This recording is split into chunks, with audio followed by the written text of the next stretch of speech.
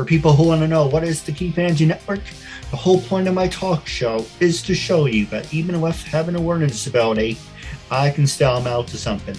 And at the same time, I'm able to turn myself into an example for people out there dealing with any types of learning disabilities and disabilities to never give up and prove people wrong.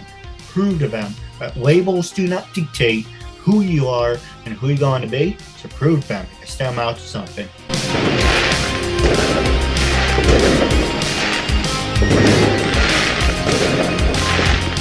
I'm Kerstin Porter, and I just got to chat with Keith Andrew. We talked about some of the stuff I'm up to, some of the stuff that he's been up to, and it was pretty fun. If you want to hear it, you're going to have to check it out. Ladies and gentlemen, my name is Keith Andrew, and you're watching the one and only Keith Andrew Network that's available on LinkedIn, Twitter, Instagram, YouTube, and Facebook. Today is 1042. We're here with talented, beautiful guests, as you heard from her recommendation. With that being said, the first question I want to ask you is tell our audience a little bit about yourself. Well, hello, I'm Kerstin, and I'm a comedian and a writer and actor and host. I host a podcast called Adult Buddy Finders. That's all about finding an adult buddy. And I'm a big fitness buff. I love fitness and health. And that's me. Well, if you're interested, I would love to be a guest on there. Yeah. Yeah. What do you have to talk about? What's your sex thing? What type of buddies are you looking for? Well, unfortunately, I'm still single, but I'm still looking. But, any exposure is good exposure, Yeah, right. But it's funny you should mention that, though. One question I do want to ask you is when you were younger, did you ever do any sports, and what did you major in? Oh, I did a ton of sports. My main thing was dance and gymnastics. And then I got into baseball for a little bit, or softball, but I was terrible at it, mainly because it did not hold my attention. So I would just do cartwheels in the outfield. And I would entertain all the parents because I would be doing gymnastics in the outfield while they were trying to hit the ball in the infield. And in high school, I did soccer and basketball. And now I pretty much do whatever comes my way, really. Now, when you mentioned gymnastics, do you mean the one where you're just by yourself or you're in a group of people? I did where you do it yourself. What is that called? I can't remember. There's team sports and then there's blank sports, which are by yourself. And it's that blank sport. So I did competitive gymnastics. I got up to level 5, I believe. And then I got too tall for my small town gym. So I had to quit and become a coach and start coaching instead. But I also did, because my gymnastics coach was she was in the circus for a while growing up and had experience with acrobats. So we did do acrobatic stuff. And my sister was obsessed with, I forget what it's called, but it's the cheerleading that is more acrobatic and dance. And so my sister was obsessed with that. And then we had my coach who was a acrobatic, and they ended up coming up with routines where the whole team would come together and pile on each other and do all of that, like crazy standing on your shoulders with one foot in the air and then jumping off and landing in somebody else's arms. So I did a little bit of that, not a lot. It was mainly just me and the floor or the bars or the vault or the beam, although I hated beam. Ugh, I just sucked at staying on that stupid thing. Well, it sounds like me, you, and your sister have a lot in common. And it's funny. The next question I want to ask you is: a lot of people make fun of me for this, but I only ask the women this question because for guys, you're big and macho, and they don't really show their sensitive sides unless you're. But that's not me. I have enough issues to shake a stick at, but I'm not gay or anything. But even though some people think I am, go figure. Who One, cares anymore? that's true. And besides, why are they checking me out anyway? When I was younger, one of my favorite things is I'm a big fan of human pyramids. Oh yeah, they're awesome. And being able how you can like balance people on top of each other, it's so impressive. And the reason I bring it up is for my talk show. It isn't just about interviewing people with disabilities or actors and actresses. It's like people who are like, I don't know, 8 years old, 10 years old. How it's like, okay, Keith, let's say you said your show's for people of all ages. Obviously, an 8-year-old or 10-year-old won't really care or understand you're talking about disabilities, but you say entertainment. So I do a lot of fan made parodies that I would love to work with you on. I'm a big fan of Jumbo, Jumbo Buck, Human Pyramids. And I was like, okay, let's do some circus aspects. Let's do some funny skits. That's like, okay, your main priority is the talk show. But for the younger audiences, we do some silly, stupid, up in the air thing. So it's pretty much I cover all my bases, if that makes any sense. That makes sense. But the For one a second, thing, I thought you meant my show was for kids, and I was like, oh, no, no, no. My show is not for children. Please do not go there if you are under 18. well, actually, I do want to talk about your show. But the one thing I've been trying to find this online, I can show you the video. I first time I ever seen this, I'm just distracted by your beauty. I'm a bad fart. The first time I ever saw this video, it's by the Springfield, and by the way, it's not The Simpsons, even though Springfield, Simpsons, same area. It was the Springfield exhibition team, and not that type of exhibition, obviously. But, Exhibition, that's what it's called. Yes, expedition. Yes. Oh my gosh, you're right. so you may know what I'm talking about. Have you ever heard or done a tiger pile or tiger Oh my leap? God. I don't know what that means, and I don't know if I have. Most of what my experience is two people. Again, I grew up in a small town, so I think our gymnastics team that had people that we could actually balance with was down to like four people. Well, for a tiger pile, it's like you have, I know, for an example, 10 women that climb on top of each other in a pile. And then you have like five people behind them on a trampoline. So they run and they jump over the 10 person. It's like a tiger pile, tiger leap. It's something like that. But not a lot of people in gymnastics does that. But yet I Mm-mm. found it under gymnastics. Gymnastics, I'm listening the word. A lot of gymnasts Oh, it's don't a do terrible that. word. So it's kind of like, I don't know, I like that stuff. I'm into weird things.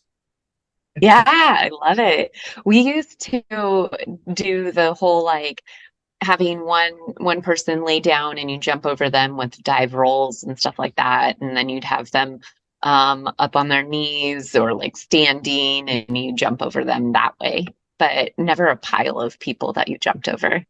That would be really fun if you're up for it. It'd be awesome if I could get the gym and the people. Yeah.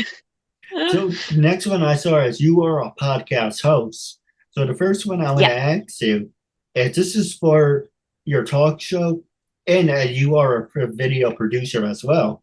So I have Oh 14 yeah. questions. I have 14 questions I want to ask you, and then you can ask me anything. First one is what experience do you have in making videos and as being a podcast host? What is your experience? In making videos, well, Oof, that's a big question. I've been making videos for years, everything from something that, is just like on my phone to, and actually even further back than that, I started with a camcorder and I would set it up on a tripod and hit record and then just perform for the camcorder. And then phones started coming along and using phones to record stuff.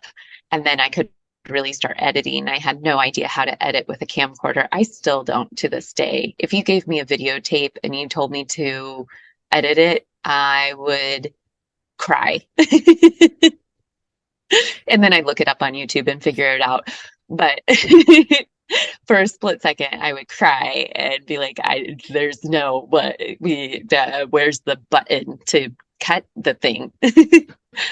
So once phones came around, I really started editing and just putting videos together to make something fun and silly and entertaining. I've done short films and web series, and now my biggest thing is just doing small little sketches on Instagram and YouTube and just putting fun things out that make me laugh and I hope make other people laugh. Absolutely. Well, and then what about the podcast? Then the podcasting kind of fell in my lap. That started when I had a failed, actually, hold on, let me think. That before that, even further before my failed web series, was I was in New York City and I was doing improv and sketch comedy, and I knew a bunch of comedians, and comedians love doing podcasts. Even 10 plus years ago, they still loved doing podcasts. And so people invited me on to be a guest, and I started out doing that, which was fun. Especially, I have a I love sounds and playing with sounds in my mouth. I feel like a baby when I talk about it. You know how babies find different sounds and then they repeat it because if they're like curious what that is. I feel like that sometimes. I'll get a word and just repeat it because I'm like, oh, that feels cool. It sounds cool. So I did kind of become obsessed with talking and having it recorded and how it sounded and how you could play with that. And then further down the line, I had a web series that I filmed, and nothing really came of it. It was about friends failing to meet friends and make friends as an adult. After college, it becomes really hard. And me and my comedy partner, Greenberry, we both have experienced failing tragically at making friends, anywhere from not being clear with somebody that you just want a platonic friendship and they really think that they're in a relationship with you to just also going to a store and thinking you've become best friends with, actually it was a bartender. I thought I was being best friends with this bartender, and we were real buddies, and I'd shared stuff with him. And then it turned out he really was just working his job and didn't want to hang out outside of it, and just he had friends. He didn't need me. He had friends already. Yep, I can So relate. I'm sorry. Oh, I didn't mean to interrupt. I apologize. But I'm saying I can relate to that. I never had friends. I had work friends. I had school friends. I have acquaintances. Unfortunately, that shit still happens to this day. But I do the talk show to make a message and make a point, but I also extend my hand to you guys in friendship because this is my way of socializing and building a connection. A lot of people say, oh, that's cute, but there's a very few people that actually take it seriously. So, okay, he really means that's not like hashtag make friends. Yeah, and I love that. And especially now I have a better understanding of making friends to all degrees. You don't have to give up all of your Saturdays to be friends with somebody. You can have a friendship where, I mean, some of my best friends, I probably message or text every other week or so, and just to be like, hey, how you doing? And we jump on the phone sometimes, but that's really all we have time for, and that's fine. And then you can be friendly, and I would even consider friends that, I have in classes that I take that I may not spend all my time with, but I would say we're friends. No, absolutely. So, yeah, yeah. So there's a whole variety, there's a whole variation, but like our fails to make friends, our web series failed and did not gain much traction. But it did end up gaining traction when we left it alone, and it's called Adult Buddy Finders, and we just left it on Facebook, and all of a sudden people started liking it. And next thing we knew, we had 10,000 followers. And it turned out people were looking to find an adult buddy. So somebody more sexual, not just a friendship. And we decided to make a podcast from it. And that, the first, actually, the first podcast we made, because we had so much fun with this idea of failed friendships, was just about failed friendships. And I guess still nobody was really looking at our page then. So that was such a long way to say that's how I stumbled into podcasting. No, absolutely. For me, like I said, this is my way of I get to meet people who I want. I talk to the ones I really want. Of course, not intensely, but I flirt with some beautiful women. But I am professional, and this is what I want to do for the rest of my life. And I to get to do that. You put that on my tombstone. He got to do what he loves to do. Plus, he meets all these different celebrities. Hopefully, Yeah. we get to hang out in person one day. But you need the heart and passion to do what you love. There's so many people that do things half-ass, and you can see it, but they're going through, and you can see it in some of my interviews. You're going through emotions. You're giving answers, but at the same time, you're like, mm-hmm, sure. He doesn't really give a shit. Or here's another example for you. I would ask you, what's the most rewarding part of having your podcast and being a video producer? And you can give me like one or two words and like, okay, what else you got to ask me? But that's the fact you're taking time and you're taking it in. You're showing me and your listeners you really care about in my show, supporting someone with disabilities. And this is a real connection because I feed off positive energy. There's hundreds of people where I interview where like, mm-hmm, yeah. And that's a major turnoff for me. Because anyone, when I interview and tell my story, as soon as they sit like this, I'm like, you better not sit there for the next 5 minutes or I'm going to hit the disconnect button because that shit does not go over with me. I have a short temper and short fuse. I'm not saying I'm like a perfectionist, but just tiny little things like, well, what would you do if you were talking I sat like this? What would you do? I probably would pose a question to you and try to engage you. I usually love having conversation. And so if I find somebody is disengaging, I will find any way to engage them, whether that is proposing a question or even making maybe a statement that I feel will kind of jab them awake.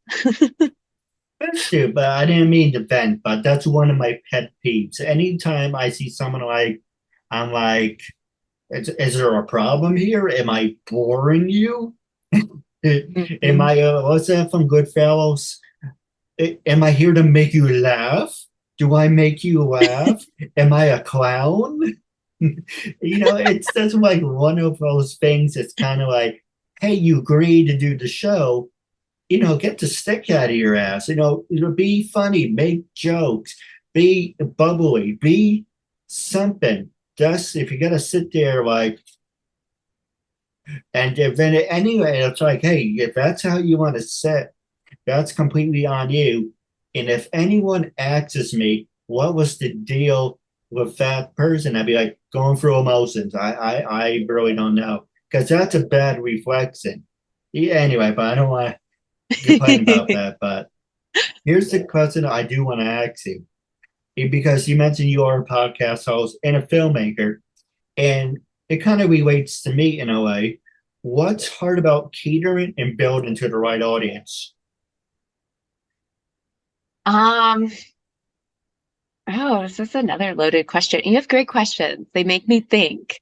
This is not me not paying attention or being bored. This is me being like, oh, okay, crap. Let's see. What do I do to engage my audience and to um get them on board? I well, one, okay, so I don't know if this is going to answer your question, but I'm going to talk and maybe it will. But if anything, hopefully it will entertain you or somebody else. I so I got into filmmaking and podcasting because I love storytelling. Ever since I was little, I was addicted to stories. I love TV, always have loved TV, even though I grew up in a home where TV was bad. TV was what lazy people do, and it's a waste of time. We had a VCR, that was it, no cable whatsoever. And you were only allowed to watch a little bit of TV, like once a week, a movie, and maybe that's it. And so I still loved it. And I, I have a hard time reading. And so I had a hard time getting into books, but I always wanted the stories from books. If there was a book on tape, I was in 100%. I would tell myself stories too. And I've realized recently within the last couple of years that it is because stories are just so captivating to me, and they are to most people. And I guess the thing with me is that I want to create and share stories so desperately with the world. And that's what got me into filmmaking and podcasting. And also, it's a nice way to relate to people. It's a way to connect and a way to show somebody a different world that they may not be a part of. And that's the whole like seeing a different perspective. So to kind of answer your question in a very, very roundabout way and a very long-winded way, I try to tell a story that gives somebody a new perspective, or just something new, something to think about, something that might be outside of their normal way of thinking or their life. And I think that's intriguing and fun for people. Here's a fun question for you. Going back to you mentioned VHS, I am a big huge wrestling fan. Not as much as I was when I was younger, but we had like over 100 tapes, and my brother said, "Oh, because my whole closet was filled," and he said, "We're gonna do is they're taking up space." We had tapes going back from '95 to about '98, '99, and that's when WWF and WCW was good up until a certain point. Late '98 is when the shit started to hit the fans. Like, why am I watching? This is god awful. But for people who may or may not know, the worst thing I ever taught my brother was the secret of how to record over a VHS tape. Do you know what the secret is? No. For people who go to stores to buy those JVCs or any VHS tapes, on the back, it's on a little square with a little tab on it. Oh, As yes. Keep as going. I know, I remember now, but keep going. You keep explaining. as long as the tab is there, you can record over it as many times as you want. Once you take it off, you can't record. But if you put a piece of tape over the hole, and any VHS tapes, the funny story, I'll get to that in a second, you can record over it. So we had at least 100 movies on the shelf from my parents used to get like Bridget Jones' Diary or Titanic or Face Off or whatever the hell it may Ah, good be. old 90s rom-coms. So here's the best part. My parents will be halfway through the movie and then it starts to see which is it's like what the hell? And the next thing you know, it's ladies and gentlemen, welcome to WCW Monday Night Show. That's way on a match. It's Hulk Hogan versus the Giant. And my dad went, son of a bitch. I I give didn't you know Bridget Jones ended that way with a because halfway through the hole. movie, my parents would be sitting there for 2 hours, and halfway towards the end of the movie, it would cut into wrestling. It's like, so that's one of the biggest things we kind of shouldn't have taught him. What happened? Did you guys get in trouble? No, he used to get yelled at. It's like, oh, knock it off. The reason I'm still mad at my brother, not for taking over the movies, is if you watch anything on the WWE, I'm so used to saying WWF, your WWE network, or you want to watch old episodes of Monday Nitro, of crappy ECW. I'm not a fan of ECW, but any wrestling today, it's very heavily edited. So you watch back at an old episode of Nitro, like, what is it? That's not the music that he used. Because now it's like, oh, well, WWF bought WCW, and they don't have the rights to certain music like Metallica or I almost said Mm. Pandora. Music at the time, they had the rights to.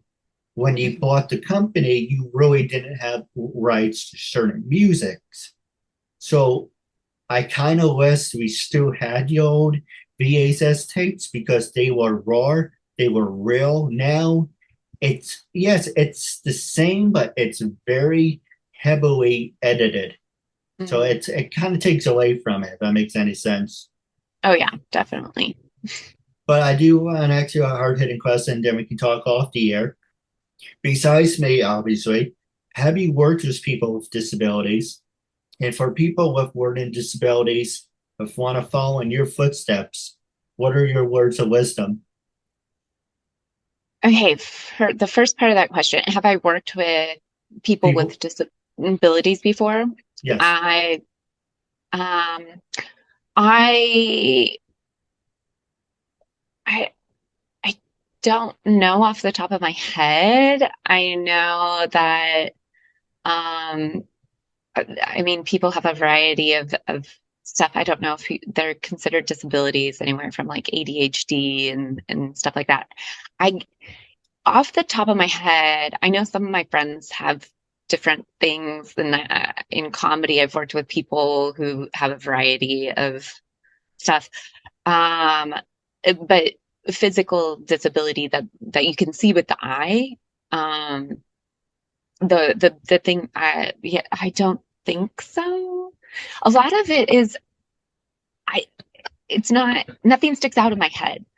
I'm pretty sure I have. It's just nothing sticks out because I don't know. There hasn't been anything that isn't workable. Does that make sense? Well, it pleases me to be the first. I know yeah, I know I've spent time with people and whatnot, but anyone who's openly and outwardly saying that they have a disability, I can't think of anyone who has been super open about it.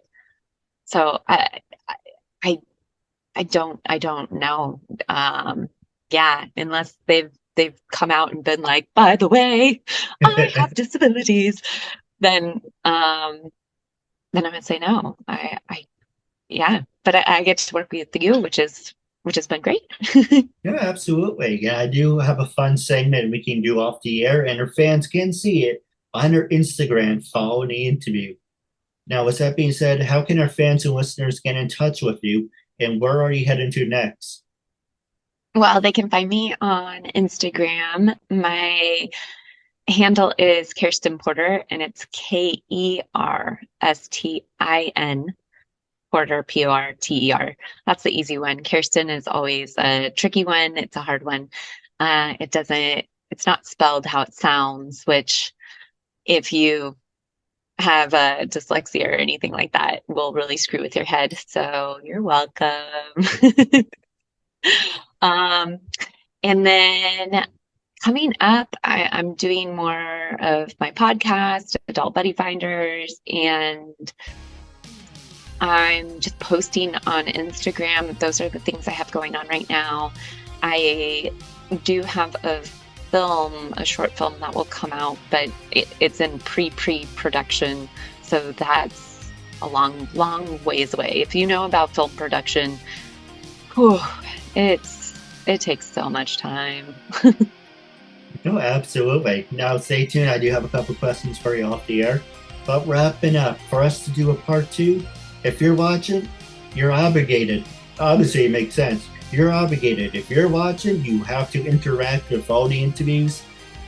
For us, I would love to know what you think, any questions you have for the guests. We would love to interact with you guys. So the reason my talk show is so fun is to get people more interactive, supporting good cause, making a new friend out of it, and supporting every audience, your audience and mine. But with that being said, it was a real honor and privilege to have me as a guest, and I'm looking forward to part 2. Our goal is to reach 100 and more views. Share the hell out of it.